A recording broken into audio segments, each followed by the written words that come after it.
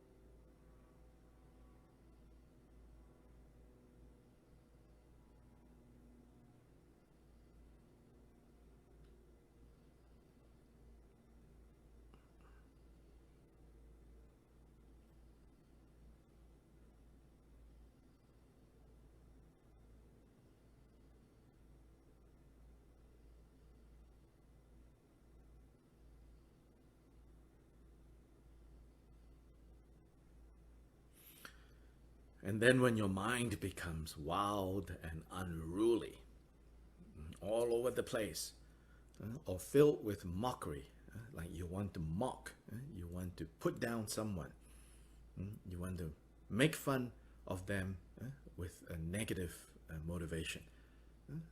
Sometimes we make fun of people, out of like familiarity and out of, not an intention to harm. So we're not talking about that here. It's like, when you want to make fun of people at their expense and out of like negative intentions, all filled with pride and become arrogant, or when you want to expose someone else's guilt. Doesn't matter, even if they are guilty or not. And especially if they're not guilty. But even if they are guilty, why are you exposing them? Well, of course, if you are a police officer or, a law enforcement or, that's different, okay? If you see harm going on, that's something else. Well, now we're talking about, you're doing these things because you have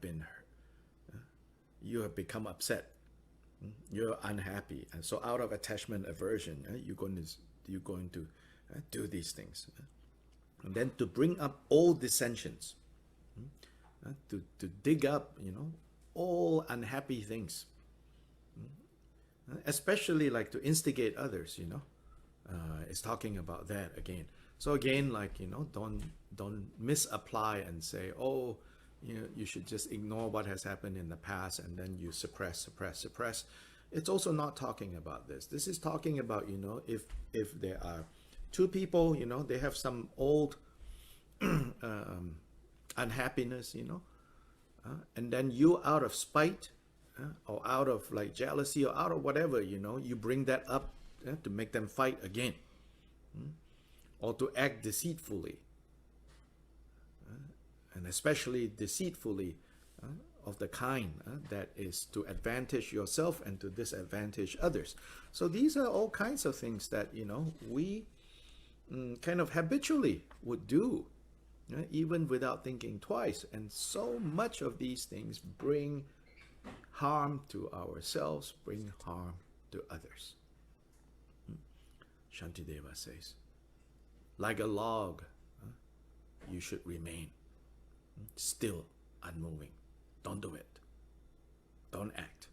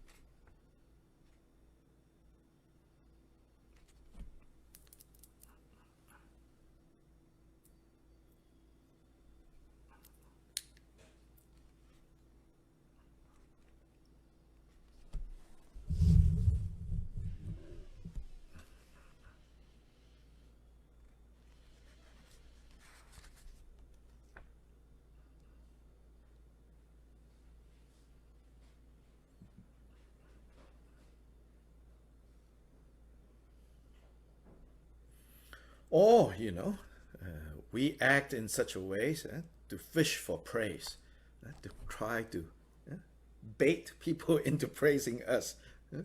Or we want to criticize and spoil another's name, another person's good name.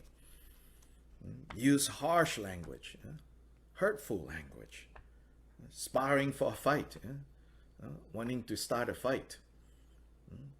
It is especially at those times, he says, like a log you should remain. So these are all sorts of occasions that we constantly get ourselves into. And imagine, if we train ourselves in such a way that we do less and less of this, so many problems that we face will disappear. These are the causes of happiness. If you think when reading this, you say, oh, yeah, this I cannot do, that I cannot do, this I cannot do, that I cannot do. This is not about cannot do. This is about why would you want to do these things? When you do these things,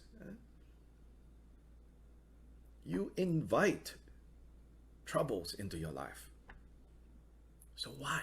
Why do this? This should be our attitude when we're reading something like this. Not with like, oh, this I cannot do, that I cannot do, this I cannot do, that I cannot do. This is so restrictive.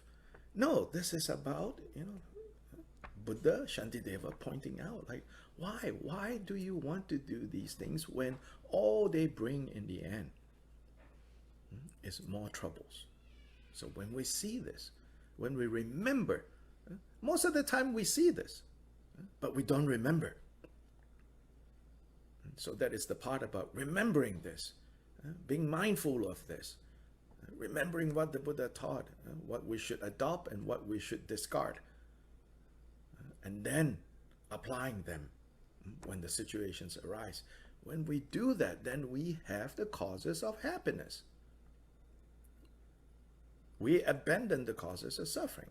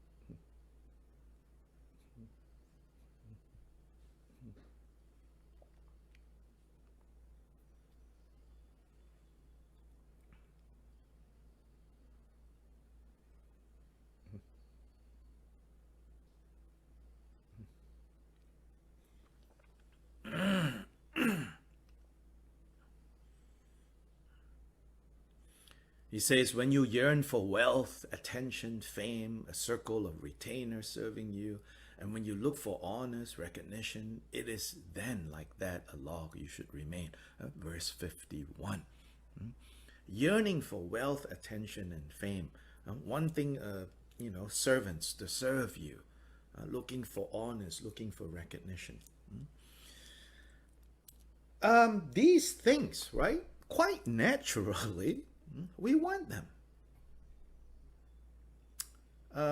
When we are able to experience this, wealth, attention, fame, yeah, it's pretty nice, it's pretty good. But the problem here is, wealth is unreliable. You may or may not get. Even if you get, whatever you get might turn to be not enough once you have arrived at that level. There's more to gain. Attention, fame, all of these things. It's not that Shantideva is saying that you don't derive some kind of pleasure from these things. We do. But when we yearn for them, meaning when we desire. So when does desire turn up? Desire turn up when there is a gap between what we desire and us. When there's a gap between us and what we desire, then that gap, the bigger the gap, right?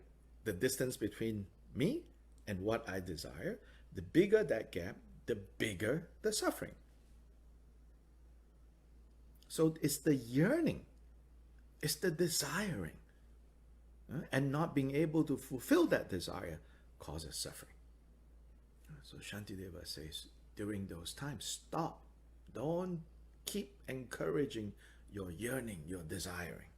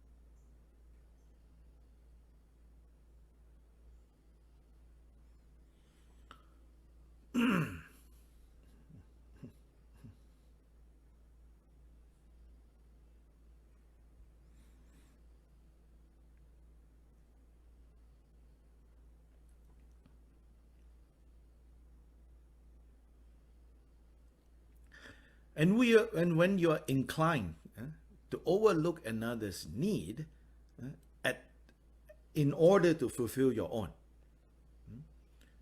you want to get the best for your own, and then you have completely forgotten what other people, in the course of you fulfilling your wishes, you trample over everyone. You trample on other people. He says that happens a lot. Watch out for that. When you feel the urge to speak in those situations, to advantage and to bring advantage to yourself at the cost of other people, that is when, like a log, we should remain.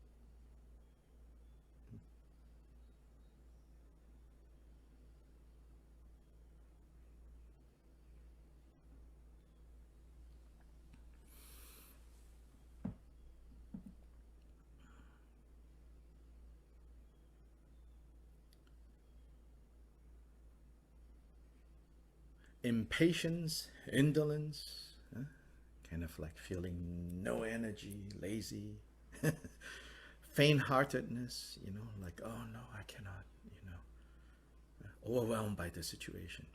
And likewise, arrogance and careless speech, attachment to my side.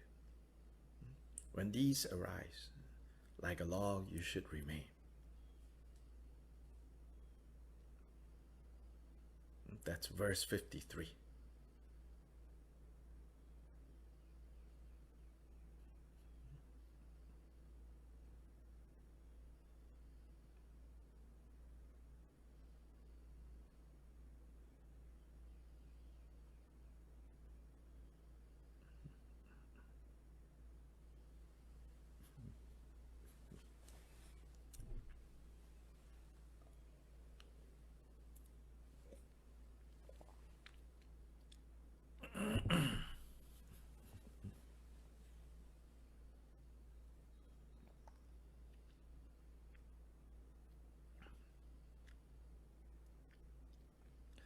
So 54 says, so therefore, from all directions, from all sides, we should have this mindfulness and vigilant introspection, these two mental qualities, to take note of our afflictive emotions, our defilements, as they arise.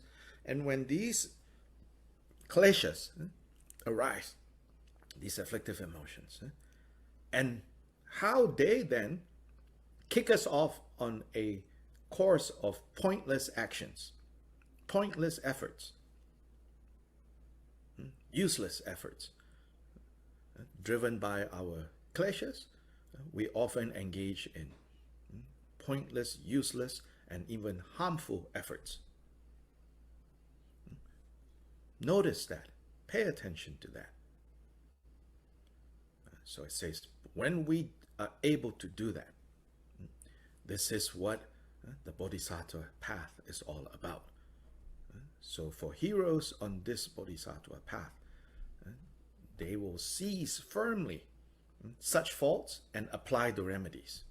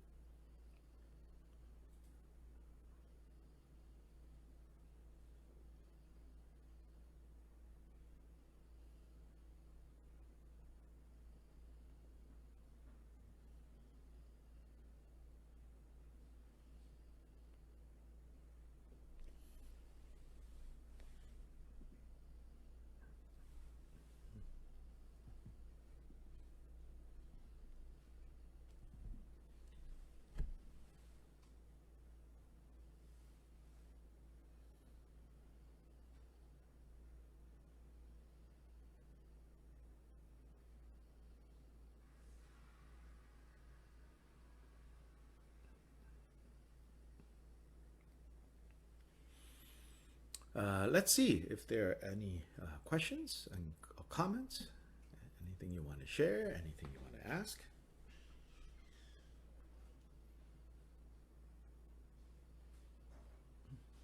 Or whether from today or from previous sessions.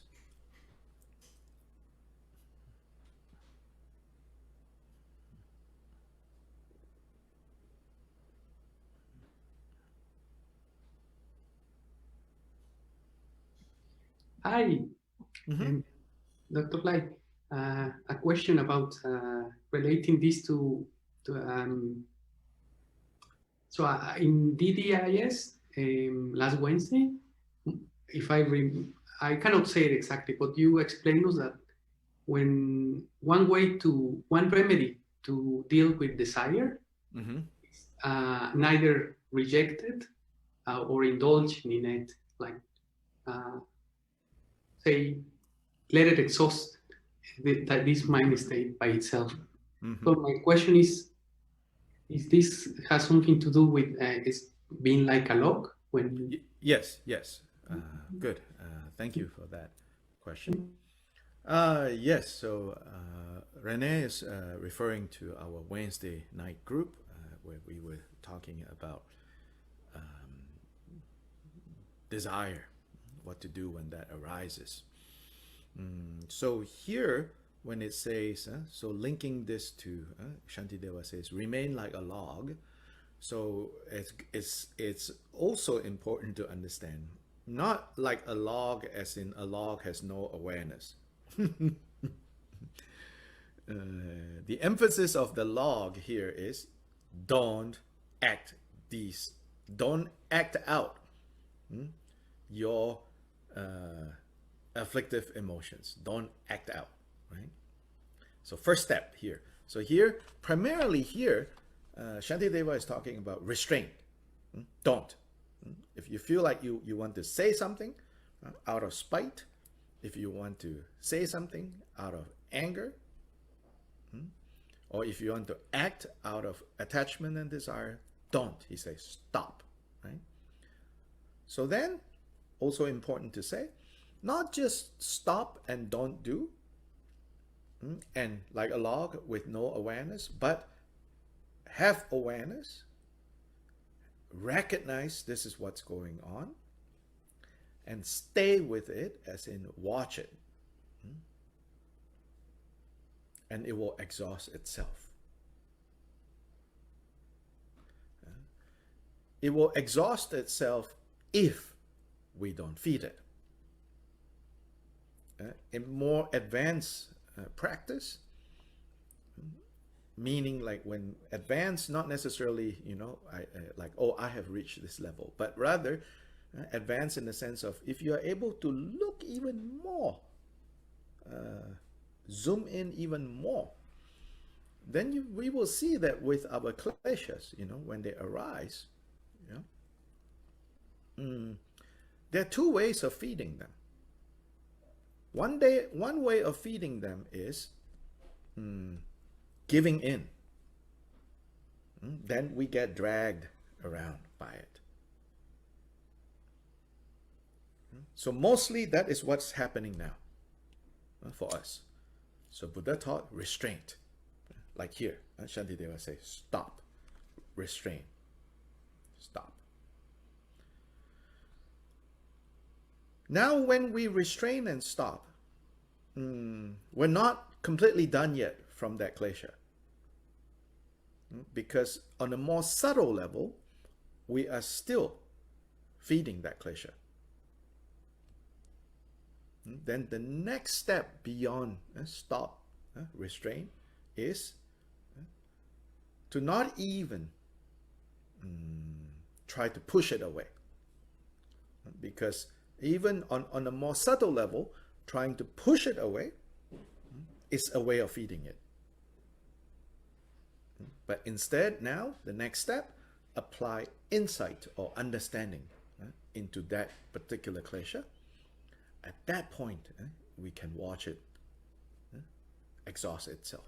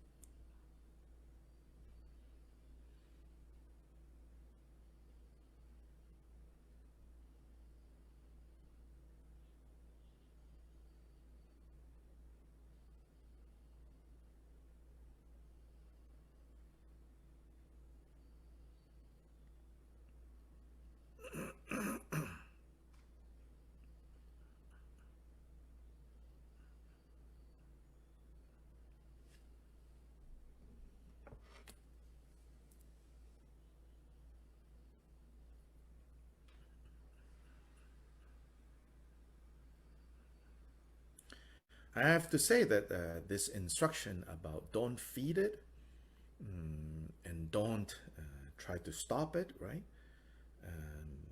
should not be misunderstood or used too early. This instruction, don't feed it and don't stop it, now has become very popular because people are writing all kinds of profound instructions. I fear that often when people do take that approach, right, they are not doing exactly, they're not applying this instruction in the way that it is meant. Then what happens is that it's a state of like dullness. It's a state of like making the mind dull, and there is the quality of knowing is compromised. People think that, oh, don't encourage it, don't push it out means like falling asleep.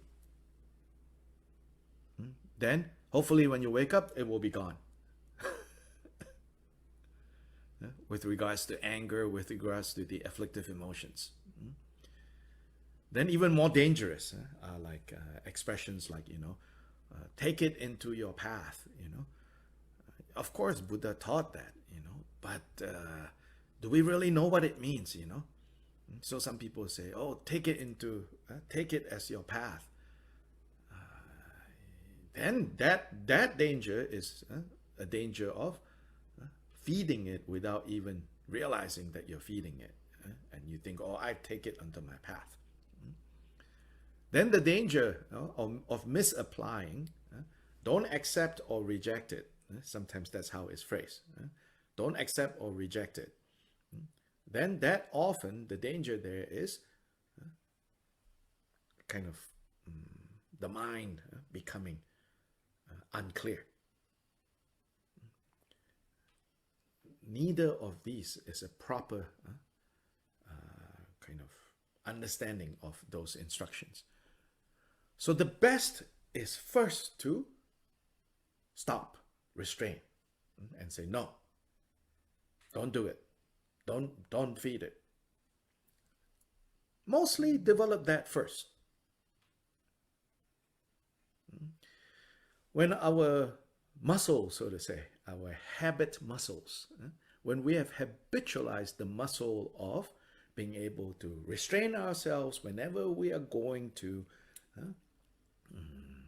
feed the afflictive emotions or get dragged around by the afflictive emotions, once we have developed that ability, that habit of saying no, when you feel like you have mastered that pretty well already, yeah, then you can begin to apply a more subtle approach to that problem, which is the approach that is expressed by expressions like, take it onto your path, neither accepting nor rejecting. But taking onto the path and neither accepting or rejecting should not be done or misapplied. Be careful not to misapply those instructions.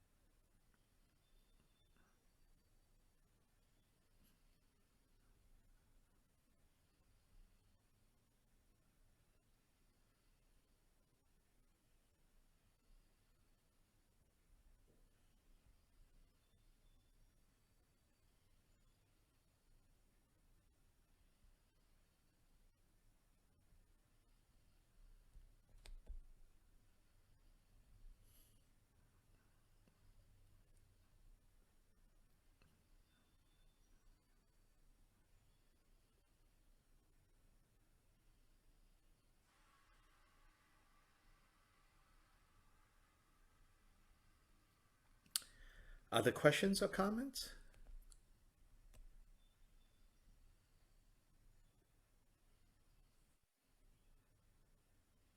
I really like the examples that Shantideva gave. These are like the small things that our lives are filled with. It's most of us are not generally guilty of the big things like murder or fraud or assault, the things that get us arrested and put in prison.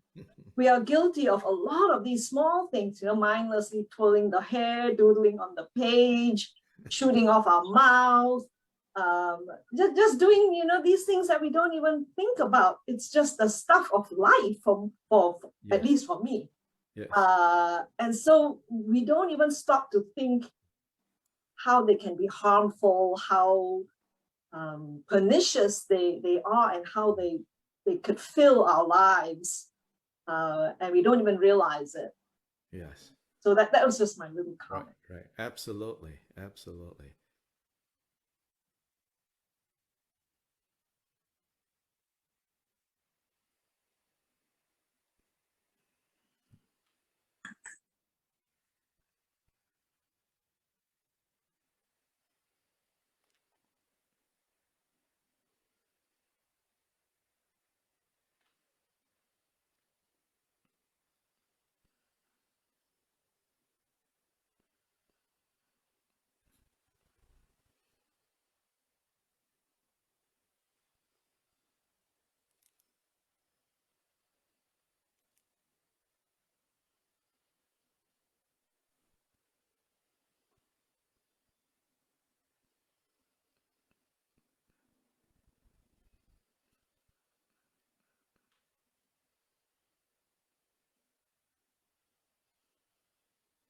Yeah, sometimes, in some other texts, like some ritual texts, purification texts, they talk about,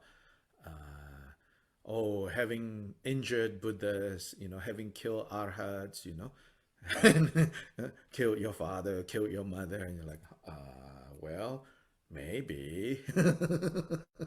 You're like, definitely not this lifetime as far as I can remember. Okay, let's pretend maybe in past lives I have done this, right? Of course, those things are mentioned, and there are reasons for that. But here, I agree that Shantideva are giving examples and bringing to light, how samsara builds, drop by drop, this water.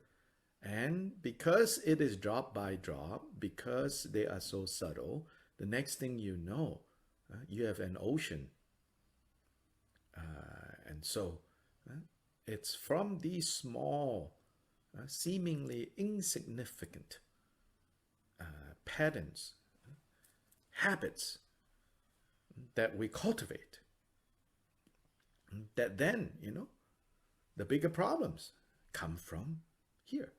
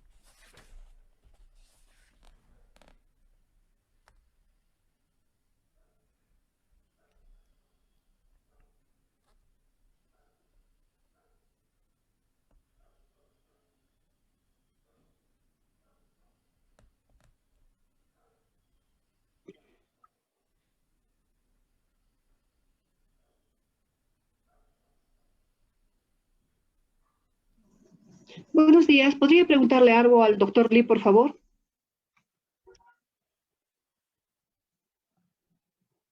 Por favor, ¿podría preguntar algo así? Ya, muy bien. Gracias. Escuchamos que en una de sus reuniones, de sus enseñanzas, el doctor Lee nos dijo muy claramente, cuando el dolor, el sufrimiento se encuentra con la resistencia, o sea, nos resistimos a eso, esto se convierte en ira y en resentimiento. O sea, cuando el dolor, el sufrimiento se encuentra con la resistencia, esto se convierte en ira y en resentimiento. Y en este caso, A más resistencia contra el sufrimiento, a más resistencia, más sufrimiento. Y nos decía, si la resistencia es cero, o sea, es aceptación, el sufrimiento se vuelve cero. ¿Cómo podríamos, cómo podríamos, cómo se dice, un camino para esa resistencia, ¿no? O sea, esa aceptación, perdón, al dolor, al sufrimiento, que todos tenemos problemas, ¿no? Ya que si la resistencia es cero a ese sufrimiento, ese dolor, y hay aceptación, el sufrimiento se vuelve cero. Un camino para ello, por favor. Gracias, doctor Lee, por todas sus enseñanzas.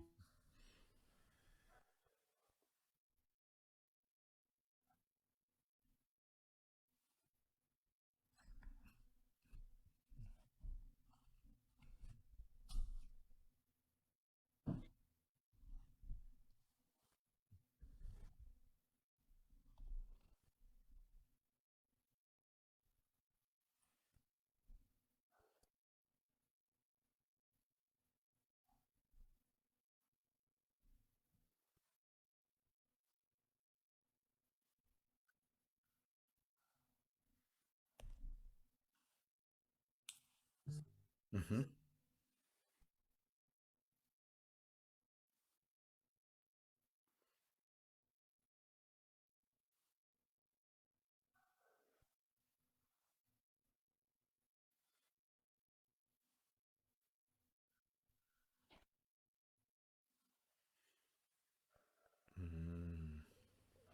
Antonio, can you clarify for me the question in your own words?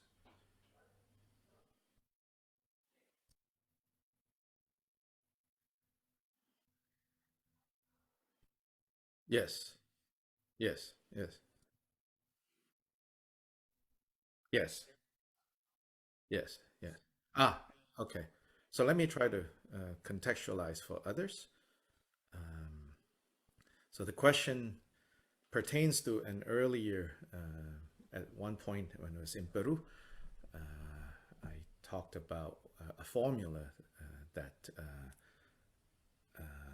that is often seen in writings in English about the Buddhist idea of dukkha, suffering. So it says, it's something like this. It says, pain multiplied by resistance equals suffering.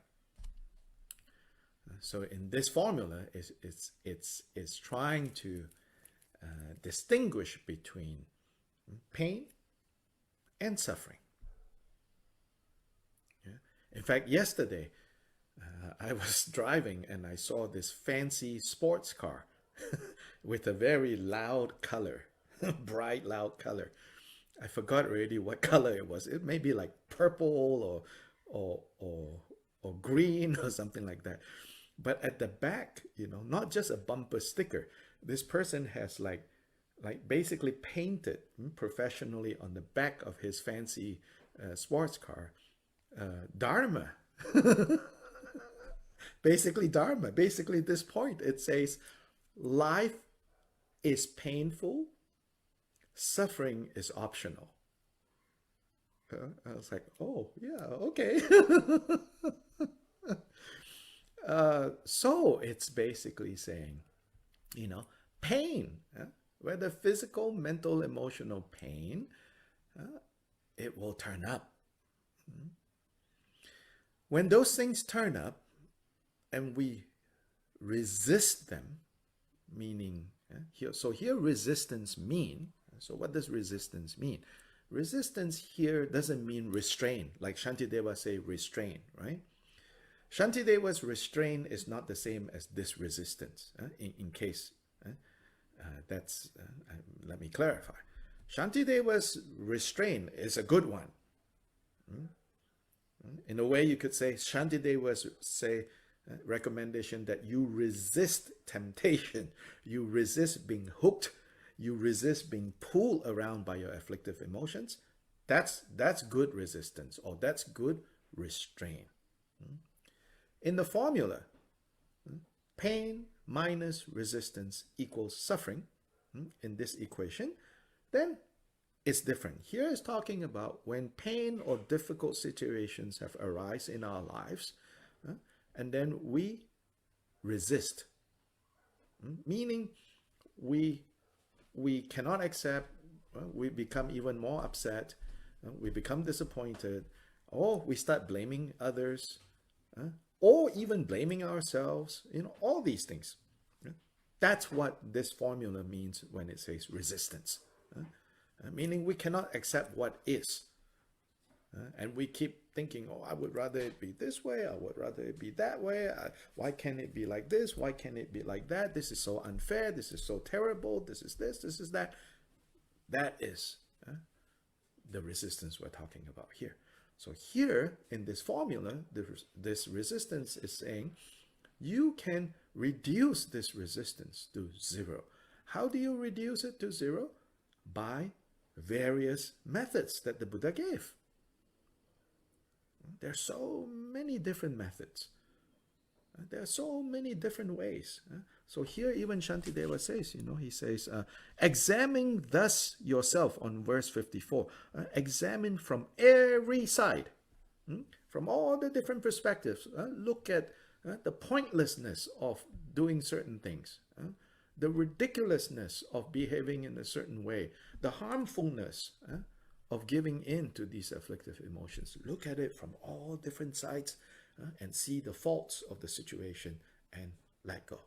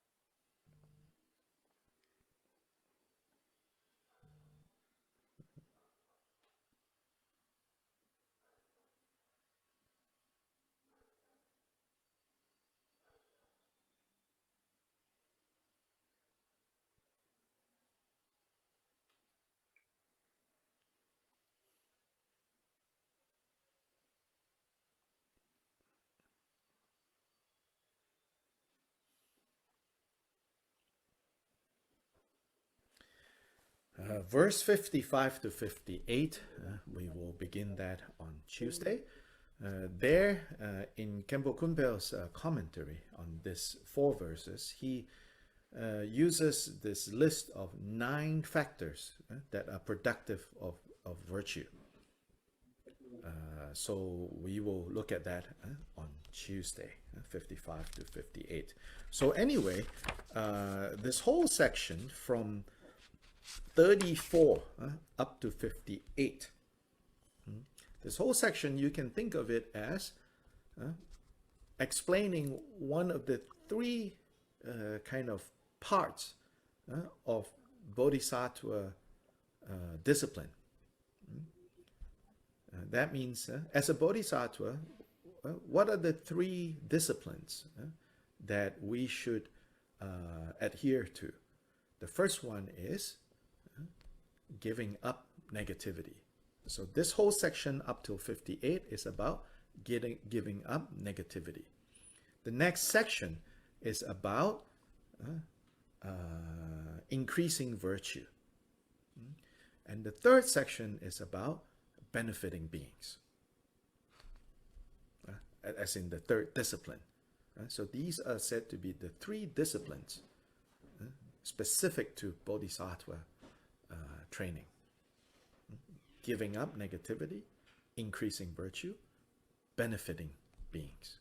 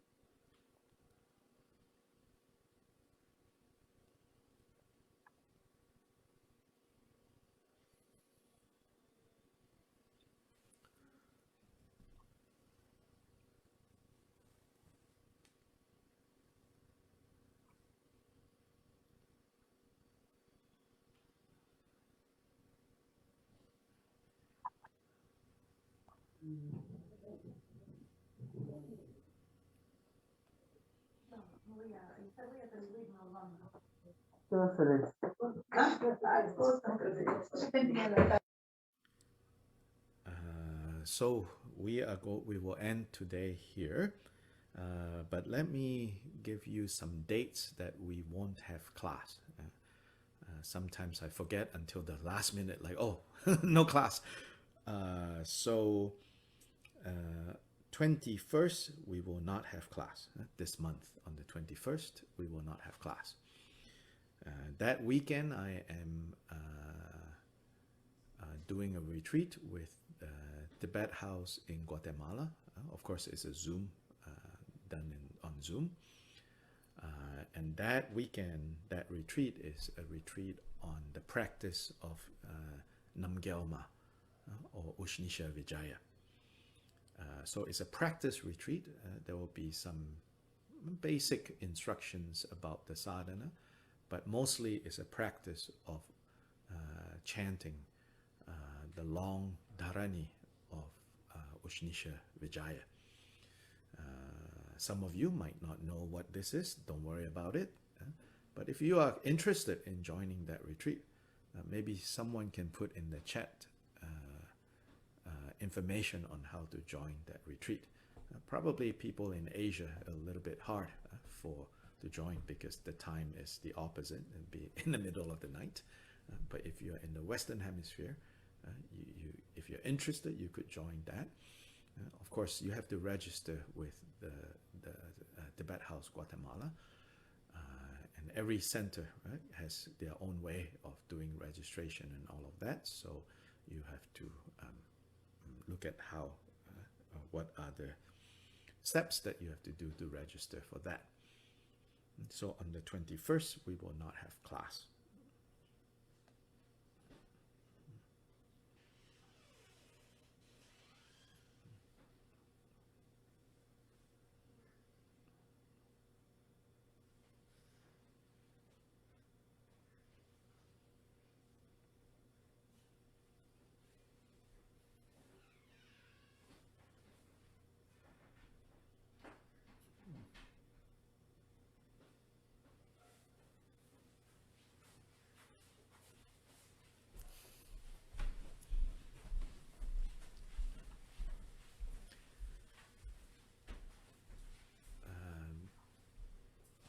Then September 11 and 18th, we will not have class. September 11 and 18th, we will not have class. 14, we may or may not have class. Well, I'll let you know. Because that week of the 14th, I will be involved in making a sand mandala at a college in Virginia. So, but I might be able to do class from there. I don't know yet.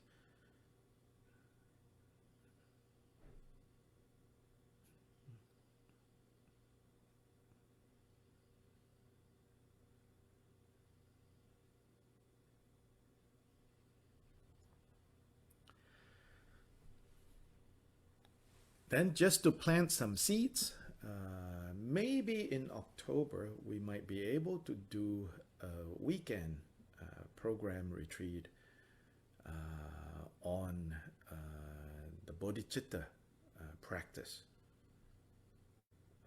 This is a short practice text that His Holiness the Drigong Kyabgon composed. It has been translated into English, currently being translated into Chinese and Spanish. So maybe sometime in October with this group, for those of you who want to, we might be able to do a short weekend retreat.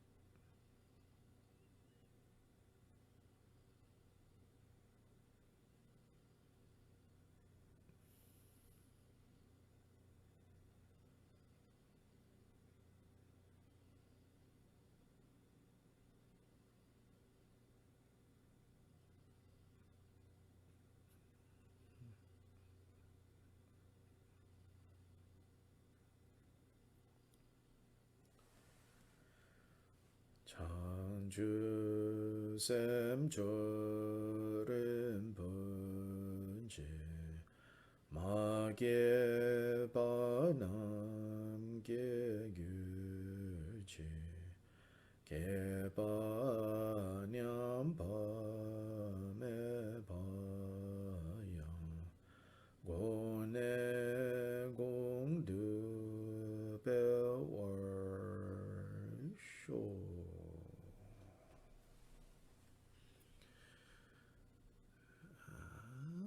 So, yeah, see all of you on Tuesday. We'll have class then. And then Cesar shared a link to Drigong Dhammakirti, which is like the umbrella organization for all the different things that I do. So you all can go look there if you're curious about all the other things that are going on. Some pages on that website also have Spanish. So a group of very dedicated friends in Guatemala and Mexico has been translating those pages into Spanish. So yeah, ta-ta. Thank you, Dr. Lai. Thank you. Gracias. Thank you, Dr. Lai. Thank you, Bye-bye. Dr. Lai. Thank you, Dr. Lee. Gracias. Thank you. Dr. Bye-bye. Gracias. Gracias. Watch out, Cusco. Laura is coming.